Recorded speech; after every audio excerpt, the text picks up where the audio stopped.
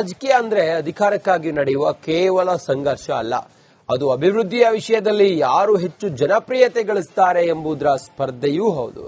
ಸದ್ಯ ಕರ್ನಾಟಕದ ರಾಜಕೀಯದಲ್ಲಿ ಬಹಳ ಬಿಡದಿ ಟೌನ್ಶಿಪ್ ರಾಜಕೀಯ ಕಾಳಗದ ಕೇಂದ್ರ ಬಿಂದುವಾಗಿ ಮಾರ್ಪಟ್ಟಿದೆ. ಕೇಂದ್ರ ಸಚಿವ ಎಚ್.ಡಿ. ಕುಮಾರಸ್ವಾಮಿ ವರ್ಸಸ್ ಸಿಎಂ ಡಿಕೆ ಶಿವಕುಮಾರ್ ನಡುವೆ ರಾಜಕೀಯ ಜಟಾಪಟಿ ಮುಂದುವರೆದಿದೆ. ಈ ಕುರಿತು ಒಂದು ಸ್ಪೆಷಲ್ ರಿಪೋರ್ಟ್ ಇಲ್ಲಿದೆ ನೋಡಿ.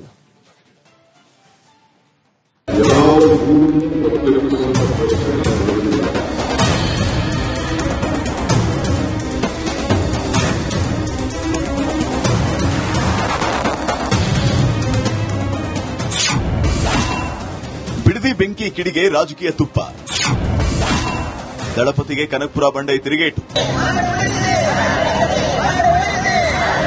ಬಿಡದಿ ಟೌನ್ಶಿಪ್ ನಿರ್ಮಾಣ ಮಾಡುವುದಕ್ಕೆ 3 ಹಳ್ಳಿಯನ್ನು ಅಧಿಸೂಚಿಸಿರುವ ಸರ್ಕಾರದ ನಡೆಗೆ ಅನ್ನದಾತ ಆಕ್ರೋಶಗೊಂಡಿದ್ದಾರೆ.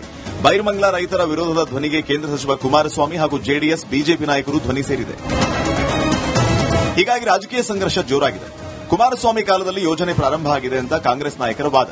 ಆದ್ದರಿಂದ ಚರ್ಚೆಗೆ ವಿಧಾನಸೌಧಕ್ಕೆ ಬನ್ನಿ ಅಂತ ಸಿಎಂ ಡಿಕೆ ಶಿವಕುಮಾರ್ ಎಚ್ಡಿಕೆಗೆ ಪಂಥಾಹ್ವಾನ ನೀಡಿದ್ರು. ಇದಕ್ಕೆ ತಿರುಗೇಟು ಕೊಟ್ಟ ಕುಮಾರಸ್ವಾಮಿ ವಿಧಾನಸೌಧ ಬೇಡ, ಬೈರಮಂಗಲಕ್ಕೆ ಬನ್ನಿ ಅಂತ ಪ್ರತಿ ಸವಾಲ್ ಹಾಕಿದ್ರು. ಅಷ್ಟು ಮಾತ್ರವಲ್ಲ, ಬೈರಮಂಗಲಕ್ಕೆ ಹೋಗಿ ಸಿಎಂ ಆಗಮನಕ್ಕೆ ಕಾದಿದ್ರು. ಇನ್ನೂ ಕೂಡ ಚರ್ಚೆಗಾಗಿ ನಾನು ಕಾಯುತ್ತೇನೆ ಅಂತ ಕುಮಾರಸ್ವಾಮಿ ಹೇಳಿದರು. ನಾವು ಇನ್ನೂ ಕಾಯ್ತೀನಿ. ಈಗ ಇಲ್ಲಿವರೆಗೆ ಒಂದು ನಿಮಿಷ 2 ಪತ್ರ ಬರೆದಿದ್ದಾರೆ. 2 ಪತ್ರದ ಮುಖಾಂತರವೇ ಅವರು ಕೊಟ್ಟಂತ ಆಹ್ವಾನಕ್ಕೆ ನಾನು ಉತ್ತರ ಕೊಟ್ಟಿದ್ದೇನೆ. ನಾನು ಪತ್ರ ಬರೆದಕ್ಕೆ ಅವರಿಂದ ಉತ್ತರ ಇಲ್ಲಿವರೆಗೆ ಬಂದಿಲ್ಲ.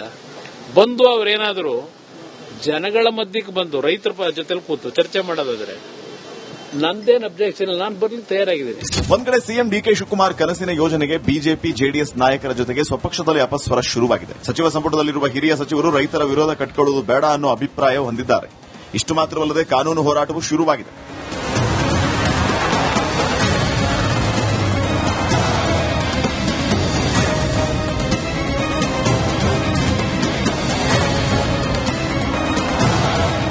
ಕರ್ನಾಟಕ ಸರ್ಕಾರವು ಪ್ರಸ್ತಾಪಿಸಿರುವ ಬಿಡದಿ ಟೌನ್ಶಿಪ್ ಯೋಜನೆಗೆ ಭೂಸ್ವಾಧೀನ ಮಾಡಿಕೊಳ್ಳುವ ಕ್ರಮವನ್ನು ಪ್ರಶ್ನಿಸಿ ಹೈಕೋರ್ಟ್ನಲ್ಲಿ ಸಾರ್ವಜನಿಕ ಹಿತಾಸಕ್ತಿ ಅರ್ಜಿ ಸಲ್ಲಿಕೆಯಾಗಿದೆ.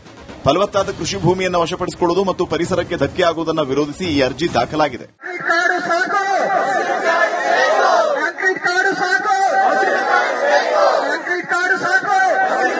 ಬಿಜೆಪಿ ಜೆಡಿಎಸ್ ಜೊತೆ ಸರ್ಕಾರದ ಮಟ್ಟದಲ್ಲಿ ಭಿನ್ನಧ್ವನಿ, ರಾಜಕೀಯ ಹೋರಾಟದ ಜೊತೆಗೆ ಕಾನೂನು ಹೋರಾಟ ಎದುರಾದರೂ ಸಿಎಂ ಡಿಕೆ ಶಿವಕುಮಾರ್ ಮಾತ್ರ ಯೋಜನೆ ಮಾಡುವ ಸ್ಪಷ್ಟ ಸುಳಿವು ನೀಡುತ್ತಾ ಇದ್ದಾರೆ. ರಾಮನಗರ ಕಾರ್ಯಕರ್ತರ ಮುಂದೆ ಬಿಡದಿ ವಿಷಯವನ್ನು ಮುಕ್ತವಾಗಿ ಮಾತಾಡಿದ್ದಾರೆ. ಬಿಡದಿಯಲ್ಲಿ ಟೌನ್ಶಿಪ್ ಯೋಜನೆ ನಾನು ಮಾಡಿದ್ದೇನಾ? ಬಿಡದಿ ಕೈಗಾರಿಕಾ ಪ್ರದೇಶ ನಾನು ಮಾಡಿಲ್ವಲ್ಲ, ಅವರೇ ಮಾಡಿ ಈಗ ವಿರೋಧ ಮಾಡ್ತಾ ಇದ್ದಾರೆ. ಬಿಡದಿ ಟೌನ್ಶಿಪ್ ಆದ್ರೆ ರಾಮನಗರ, ಮಾಗಡಿ, ಕನಕಪುರದವರೆಗೂ ಲಾಭವೇ ಅಲ್ವೇ? ದೇವನಹಳ್ಳಿಗೆ ವಿಮಾನ ನಿಲ್ದಾಣ ಬಂದ ಕಾರಣಕ್ಕೆ ದೊಡ್ಡಬಳ್ಳಾಪುರದವರೆಗೂ ಅನುಕೂಲ ಆಗಲಿಲ್ವೇ? ಟೌನ್ಶಿಪ್ ಅನ್ನ ಅವರೇ ಡಿನೋಟಿಫಿಕೇಶನ್ ಮಾಡಬಹುದಾಗಿತ್ತು, ಮಾಡಲಿಲ್ಲ. ಚರ್ಚೆ ಮಾಡಿ ಬನ್ನಿ ಅಂತ ನಾನು ಕರೆದ್ರೆ ನಾನು ಬಿಡದಿಗೆ ಹೋಗ್ಬೇಕಂತೆ. ನಾನು ಹೋಗೋದು ಸರಿಯೇ, ಅವಕಾಶ ಇದ್ದಾಗ ಮಾಡಲಿಲ್ಲ ಅಂತ ಡಿಕೆಶಿ ಕುಟುಕಿದ್ರು. ಅವರೇ ಡಿನೋಟಿಫೈ ಮಾಡಬಹುದಾಯ್ತು, ಮಾಡಲಿಲ್ಲ. ಈಗ ಪಾಪ ಅವರೇನೋ ಕೆಲವೆಲ್ಲ ಇರ್ತಾ ಇದ್ದಾರೆ. ಇಲ್ಲಿ ನಾನು ಕರೆದ್ರೆ ಇಲ್ಲಿ ಯಾರು ಕರೆದಿಲ್ಲ. ನಾನು ಲೆಕ್ಕ ನಾನು ಬರೋದು ಸರಿನಾ? ನಾನು ಬರೋದು ಸರಿ ಅಂತ ಹೇಳಿ ಇವೆಲ್ಲ ಸವಾಲೆಲ್ಲ ಸ್ವೀಕಾರ ಮಾಡಿದ್ದೀನಲ್ಲ. ನಾನು ಹಿಂದೆ ಸಭೆ ಕಳಿಸುವ ಪ್ರತಿಭಾ ಟಿವಿಗಳು ಇಬ್ಬರು ಚರ್ಚೆ ಮಾಡುವಂತ ಹೇಳಿದಾಗ ಆಗಿಲ್ಲ. ಈಗ ಕರಿಬೇಕು. ಈಗ ನನಗೇನು ಅವಶ್ಯಕತೆ ಏನಿಲ್ಲ. ಈಗ ನಿಮಗೂ ಅದಕ್ಕೂ ಸಂಬಂಧ ಇಲ್ಲ. ನೀವು ಆ ಕ್ಷೇತ್ರ ಬಿಟ್ಟುತ್ತಾಗೋಯ್ತು. ನಿಮಗೂ ಅದಕ್ಕೆ ಆಯ್ತು ಮಾಡೋದಕ್ಕೆ ಅವಕಾಶ ಇದ್ದಾಗ ಮಾಡಬೇಕಾಯ್ತು. ಕ್ಷೇತ್ರವನ್ನೇ ಬಿಟ್ಟು ಹೋದವರು ಈಗ ಮತ್ತೆ ಬಂದು ವಿರೋಧ ಮಾಡ್ತಾ ಇದ್ದಾರೆ. ನಮ್ಮ ಕೈಲಾದಷ್ಟು ಒಳ್ಳೆ ಕೆಲಸ ನಾವು ಮಾಡ್ತೇವೆ. ನಾನು ಯಾವ ಊರನ್ನು ಒಕ್ಕಲೆಬ್ಸೋದಿಲ್ಲ. ಎಲ್ಲಾ ಊರುಗಳು ಅಲ್ಲೇ ಇರುತ್ತೆ. ಆ ಊರುಗಳ ಅಭಿವೃದ್ಧಿ ಆಗುತ್ತೆ. ಆ ಭಾಗದ ಜನರಿಗೆ ಪರಿಹಾರ ನೀಡಲಾಗುವುದು. 2-3 ಹಳ್ಳಿಗಳನ್ನು ಸೇರಿ ಅಧಿಸೂಚನೆ ಹೊರಡಿಸ್ತಾ ಇದ್ದೇವೆ. ಕೆಲವರು ರಾಜಕಾರಣ ಮಾಡ್ತಾ ಇದ್ದಾರೆ ಅಂತ ರಾಮನಗರ ಜನರಿಗೆ ಮನವರಿಕೆ ಮಾಡುವ ಪ್ರಯತ್ನ ಮಾಡಿದ್ರು. ಯಾವ ಊರನ್ನು ಒಕ್ಕಲೆಬ್ಬಿಸುವಂತ ಪ್ರಶ್ನೆ ನಾನು ಮಾಡುವುದಿಲ್ಲ. ಈಗ ನಾನು ಮಾಡಿದಂತ ತೀರ್ಮಾನದಲ್ಲಿ ಎಲ್ಲ ಊರುಗಳು ಅಲ್ಲಲ್ಲೇ ಇರ್ತದೆ. ಆ ಊರು ಅಭಿವೃದ್ಧಿ ಮಾಡ್ತೀವಿ. ಆ ಊರಿಗೆ ಒಂದು ಸಪರೇಟ್ ರಿಂಗ್ ರೋಡ್ ಮಾಡ್ತೀವಿ. ಚಿಕ್ಕಹಳ್ಳಿ ಅದಕ್ಕೊಂದು ರಿಂಗ್ ರೋಡ್ ಮಾಡಿ ಅದಕ್ಕೆ ಅಭಿವೃದ್ಧಿ ಮಾಡ್ತೀವಿ. ಅದಕ್ಕೆ ಯಾರ್ಯಾರಿಗೆ ಏನೆಷ್ಟು ಹಣ ಕೊಡಬೇಕು ಈಗಾಗಲೇ 3 ಹಳ್ಳಿ 3 ನೋಟಿಫಿಕೇಶನ್ ಮಾಡ್ತಾ ಇದೀವಿ. ಅದಕ್ಕೆ ಏನ್ ಬೇಕು ಈಗಾಗಲೇ ಅವ್ರಿಗೆ ಏನ್ ಬೆಲೆ ಕೊಡಿಸಬೇಕು, ಅವ್ರಿಗೆ ಯಾರು ಘೋಷಣೆ ಮಾಡಿದ್ರು ಅದಕ್ಕೆ ಡಬಲ್ ಬೆಲೆ ಮೌಲ್ಯ ಎಲ್ಲ ಕೂಡ. ಬಿಡದಿ ಟೌನ್ಶಿಪ್ ವಿಷಯವು ಕೇವಲ ಜಮೀನು ಅಥವಾ ನಿರ್ಮಾಣದ ವಿಷಯ ಅಲ್ಲ. ಇದು ರಾಜ್ಯದ ರಾಜಕೀಯದ ಭವಿಷ್ಯವನ್ನು ನಿರ್ಧರಿಸಬಲ್ಲ ವಿಷಯ ಆಗಿದೆ. ಜನರ ಹಿತಾಸಕ್ತಿ ಅಂತಿಮವಾಗಿ ಗೆಲ್ಲಬೇಕು ಹೊರತು ರಾಜಕೀಯ ಪಕ್ಷಗಳ ಪ್ರತಿಷ್ಠೆ ಅಲ್ಲ.